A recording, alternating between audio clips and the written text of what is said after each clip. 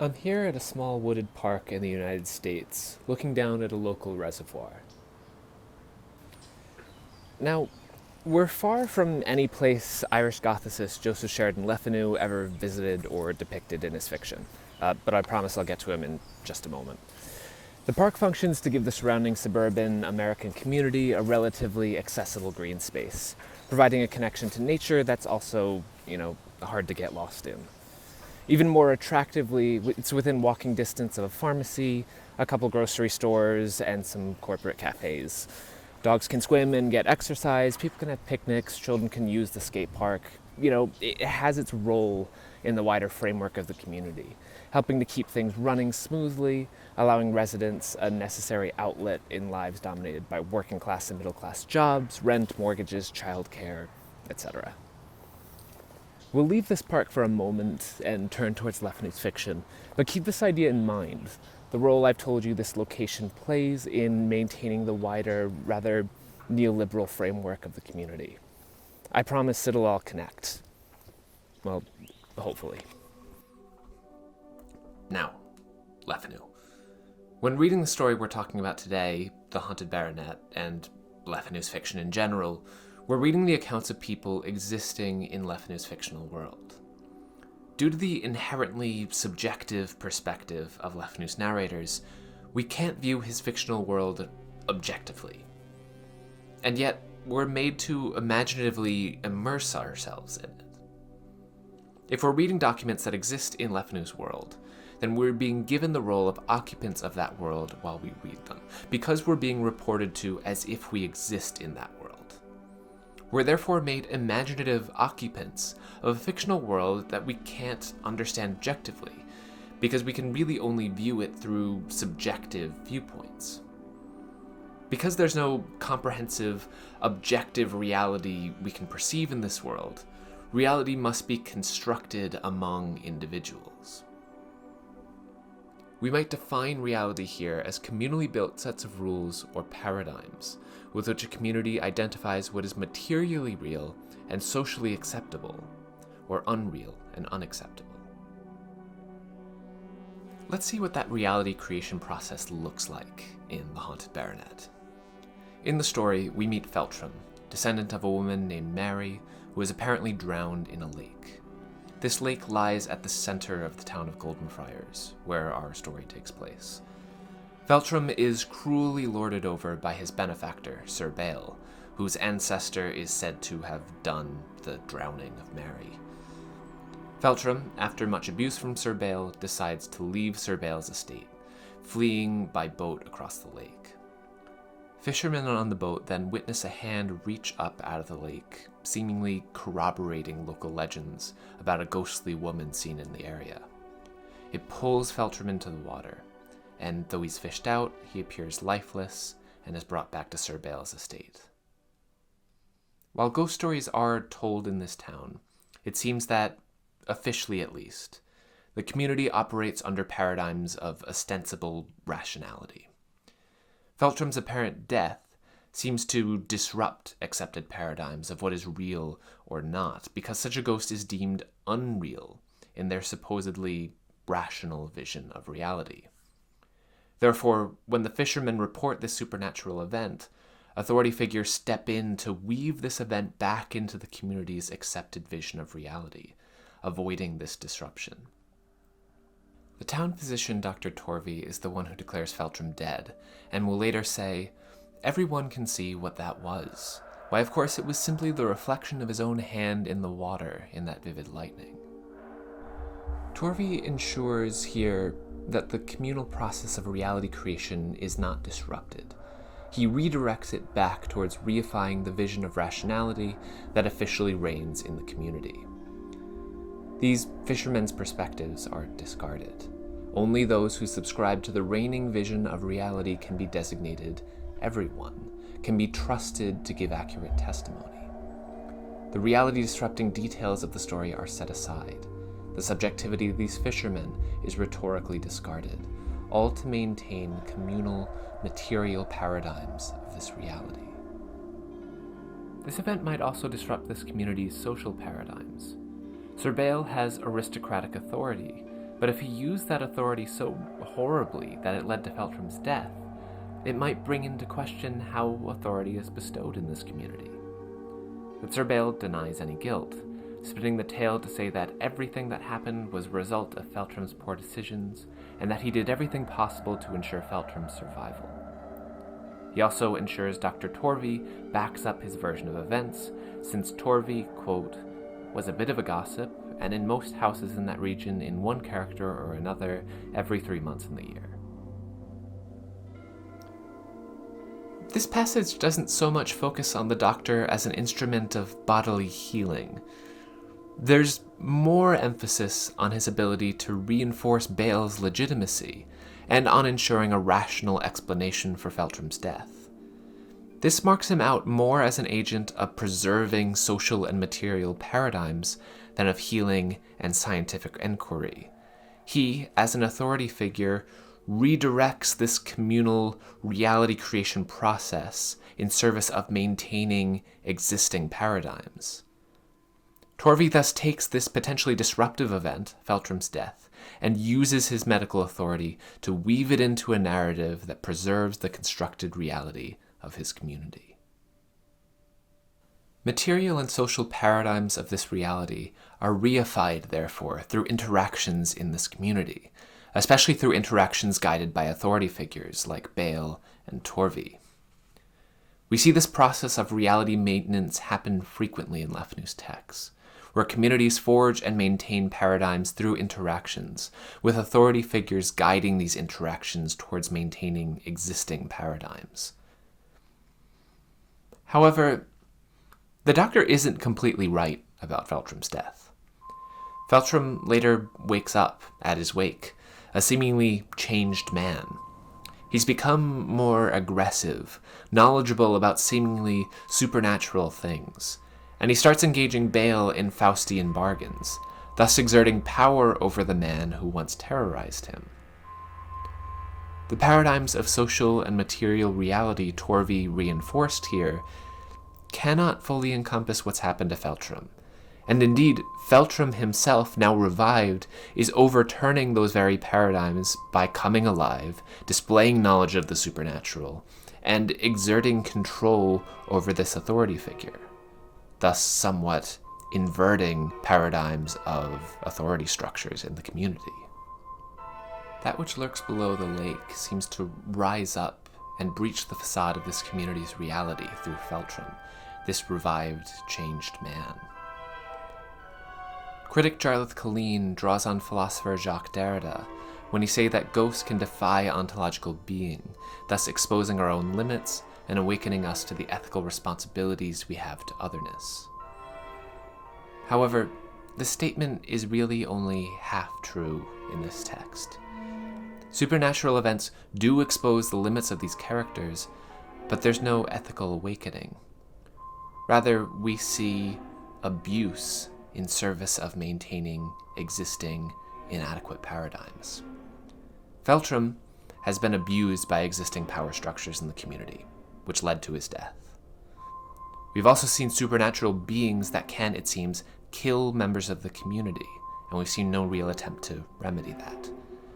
And we've seen that authority figures in the community cannot adequately tend to the needs of those under their charge.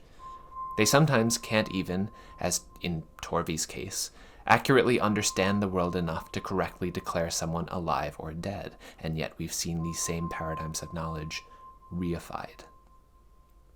We therefore see these rigid attempts to uphold a coherent sense of reality that are surrounded by forces that puncture that same coherence. Further, we see that the community is willing to sacrifice the well-being, dignity, and even subjectivity of the vulnerable to maintain its reality.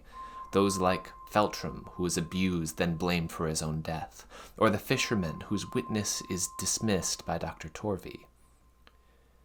We therefore bear witness to the inability of this reality to adequately allow its occupants to navigate the world, and we view the cruelty central to the community's attempts to maintain its reality. This community's vision of reality therefore starts to seem inadequate to us.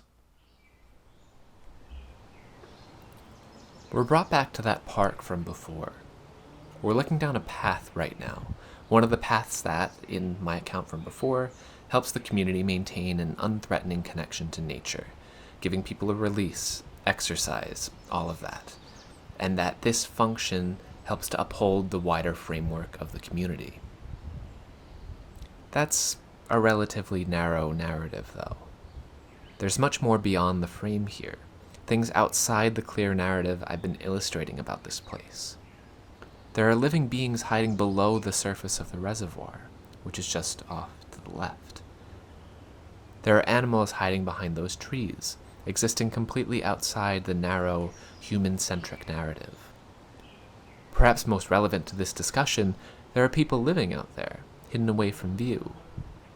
People stay in these woods for shelter, largely out of the view of the wider community, which would likely find their visible presence discomforting.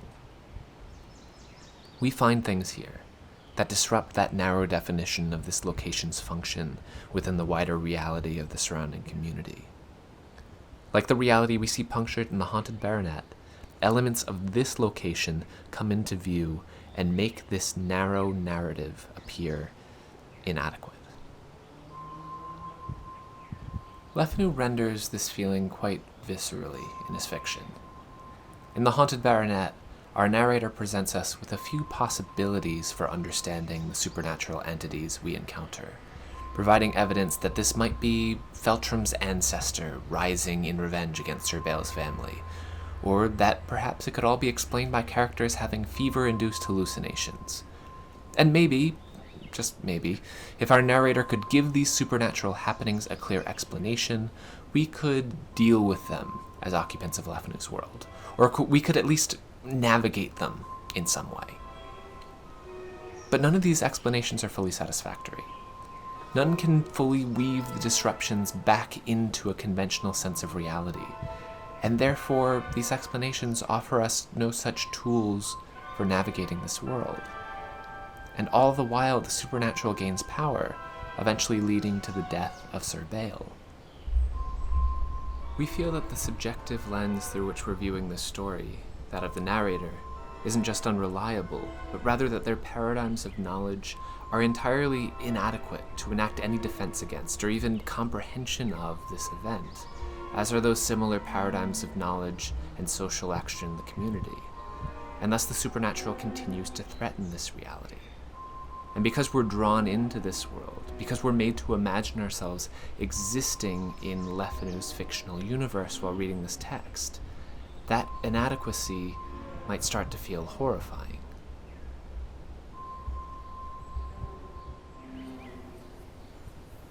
Early in the Haunted Baronet, before Feltram is declared dead, the narrator ties us to these disruptive forces. Bale has a premonition upon seeing men approach his house, and the narrator states, "We have all experienced what a presentiment is, and we all know with what an intuition the faculty of observation is sometimes heightened. It was such an apprehension as sometimes gives its peculiar horror to a dream, a sort of knowledge that what those people are about was in a dreadful way connected with his own fate." Bale's premonition was correct, it seems. These men are bringing the lifeless Feltram home, precipitating Bale's disastrous encounters with the unreal, encounters which will ultimately lead to his death. But what's notable here isn't just the presentiment itself, but the fact that such unreal presentiments, which are proven true in the text and damage the community's reality, are attributed to us. Victor Say just talked about how Le Fanu's The Purcell Papers strikes out at the reader's objections to admitting the uncanny, and I think this quotation is acting similarly, by exerting control over our perception. The quotation strikes out at our perception by ascribing those qualities of the supernaturally touched to us, calling us to accept that a supernatural experience is not just an experience of these characters, but of us too. As I've said, while reading these texts, we are imaginative occupants of Le Fanu's world. With this quotation, the inadequacy we felt before becomes more viscerally terrifying. If we are also going to experience these same sorts of disruptive events as Sir Bale does when occupying this fictional world, how can we subscribe to any vision of reality which seems to offer no adequate way to navigate such experiences. I mentioned that people live out here in this park, and of course, I'm being careful here not to intrude on anyone's privacy while filming, and I should mention that some are here by choice, as should be their right. However, the presence of people living out here often means abject poverty in the community is hidden away in this location. That we might glimpse it occasionally strikes out at the paradigms this community subscribes to, paradigms that have failed those who are vulnerable in this community, those whose experience of this park is one of necessary refuge due to societal failures, rather than an exercise outlet. In our daily lives, we're often fitted into particular manners of viewing and acting on the world, particular visions of reality, we might say, even if we have objections to those visions of reality. We can often see increasing evidence of their failures the more we look, though. We find more and more evidence that the paradigms under which we operate are not up to the challenges of the world, which our realities try to categorize and provide ways of acting on. Much as the existence of unhoused people living here punctures facile narratives of what this park's purpose is in the community's rather neoliberal reality, it therefore somewhat violates that reality. In these moments, perhaps we might feel our reality, its legitimacy, and its suitability deteriorating a bit. We see the ways in which it fails to protect and even victimizes us, especially the most vulnerable among us. And we feel those disruptive things breaking in through our constructed frameworks more and more frequently. By placing us in his fictional world into situations of visceral horror, Le Fanu lets us feel that danger of reality deterioration due to such disruptions all the more strongly.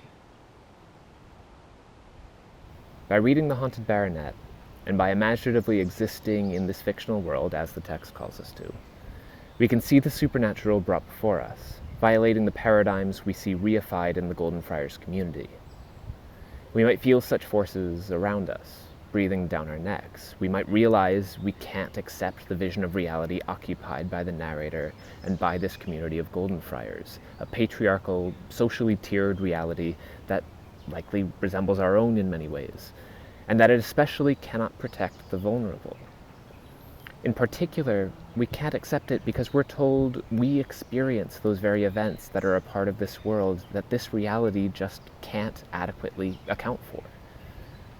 When we close the book, or more likely the webpage, as many of Le Fanu's texts don't really have recent physical editions to close, we can apply this insight.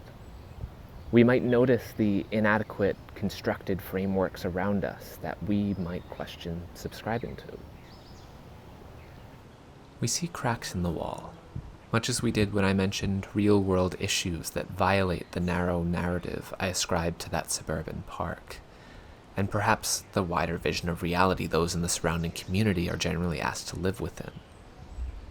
Bianca del Villano explains that the figure of the ghost becomes a sublime instrument that can open the door to what is beyond reason in order to breach the wall of reality represented by culture.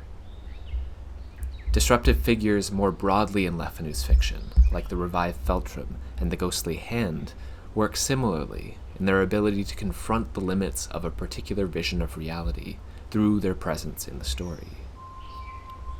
Maybe, having returned to our world from Le Fanu's, we might apply our experiences of Le Fanu's world to our own, and perhaps we might recognize our community's constructed realities, their flaws, the things that disrupt them. And maybe, as a result of that recognition prompted by Le Fanu's texts, we might even realize the necessity of moving beyond the bounds of our reality.